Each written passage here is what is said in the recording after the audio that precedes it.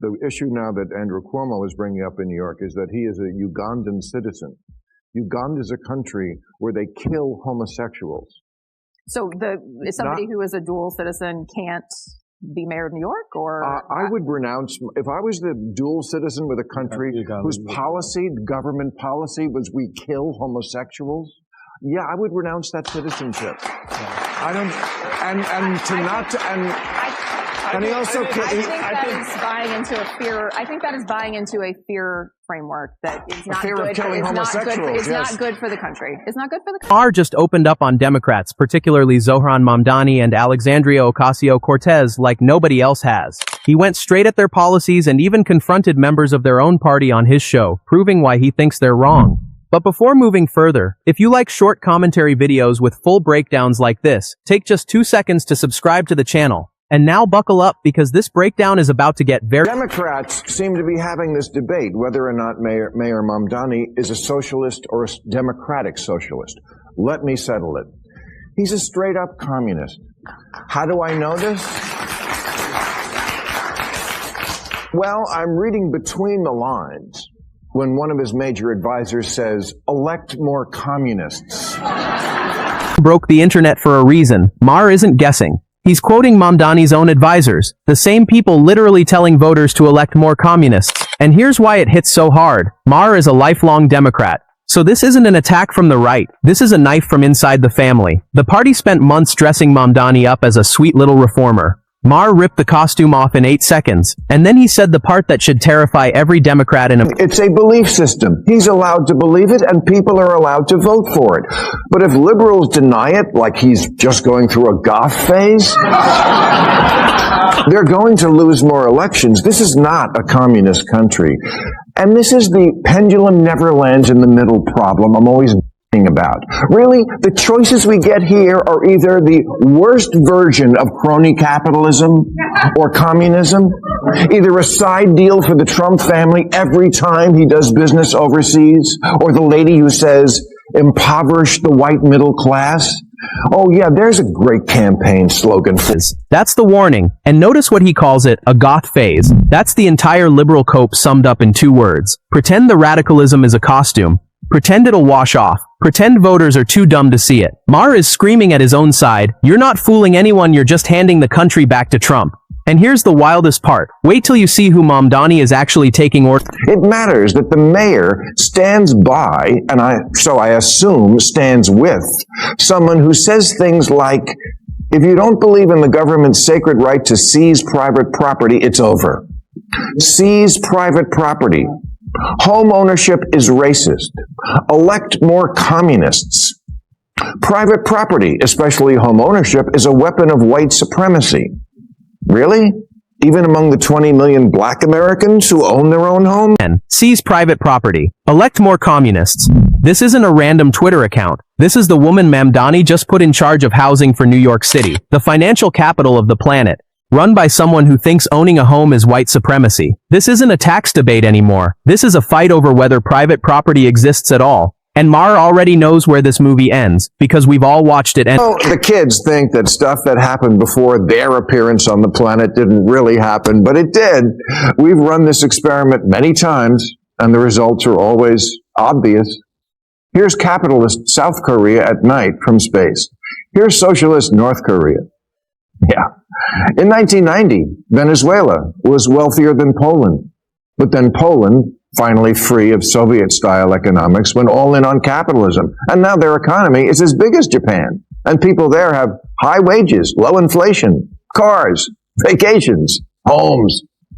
Meanwhile, Venezuela traded capitalism for Hugo Chavez's socialism for the 21st century, which turned out to be like socialism in the last century, or any century.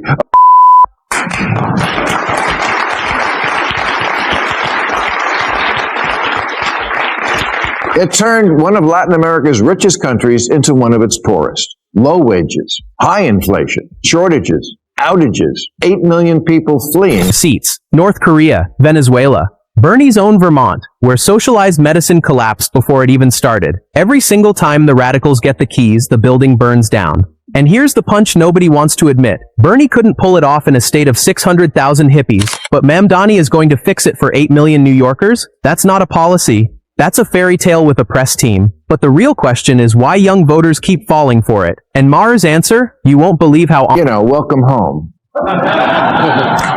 Problem is, Gen Z thinks socialism's wired and capitalism's tired and billionaires are what's for dinner. And who can blame them? If you're 30 and still sharing a bathroom with roommates, capitalism isn't working for you. People will reject any economic system where there's strange hair on the soap.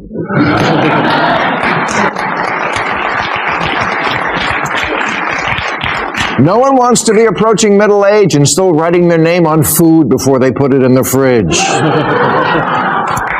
So they're quiet quitting capitalism and texting socialism that they're down to fuck. The Democratic establishment will never say out loud. Young people aren't reading Karl Marx. They're paying $2,400 for a studio with a roommate's hair in the soap. Maher gets it. He's not mocking the pain, he's mocking the cure. The diagnosis is real, the prescription is poison. And now wait till you see the people Democrats want running. At this year's DSA convention, or as it's commonly known, Comic-Con,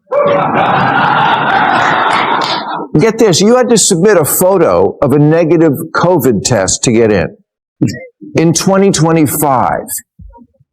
Yeah, no one wants to do that shit again. We've had enough of Trump's macho and also enough of pussy politics. I couldn't help himself. These Democratic socialists at another of their conventions, they were told to make jazz hands instead of clapping, lest some delegates suffer sensory overload.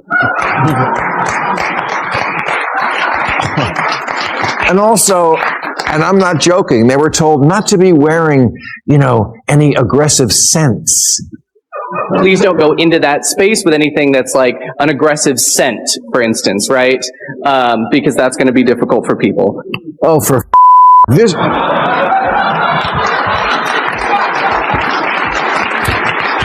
Really? This is who the Democrats are thinking of following. Chuck Schumer ain't perfect, but at least he doesn't crumple into a heap when confronted with Chanel number 5. Instead of clapping. Banned perfume. COVID tests in 2025. This is the convention of the people lining up to run America's biggest city. Maher isn't laughing to be mean. He's laughing because the rest of the country already is. Spanberger won Virginia by running to the middle. Mamdani won New York by running off the cliff. One of those is a winning formula. The other is a Republican attack ad that writes itself. And the trap Maher keeps warning about, he's about to spell it out. One wing is saying, don't ever use the word socialist again, and one is saying, I am a democratic socialist! Clear, huh? So how do we decide who's right?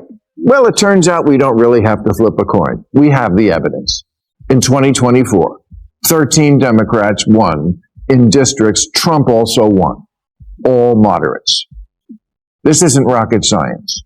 All the left-leaning think tanks have done autopsies on 2024, and they all came up with the same message. Move to the center. Even the New York Times, which did so much to promote woke politics, now says the partisans are wrong. Moving to the center is the way to win. And Democrats should recognize the party moved too far left on social issues after Obama left office.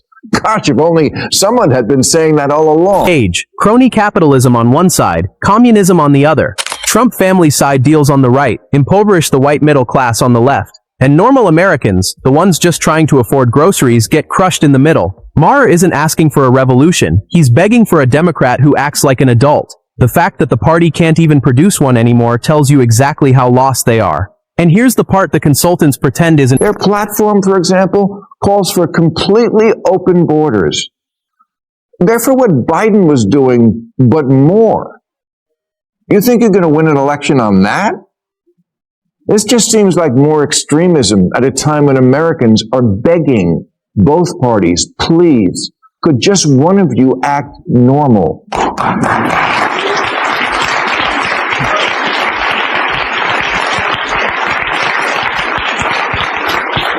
It's either defund the police or military in the streets.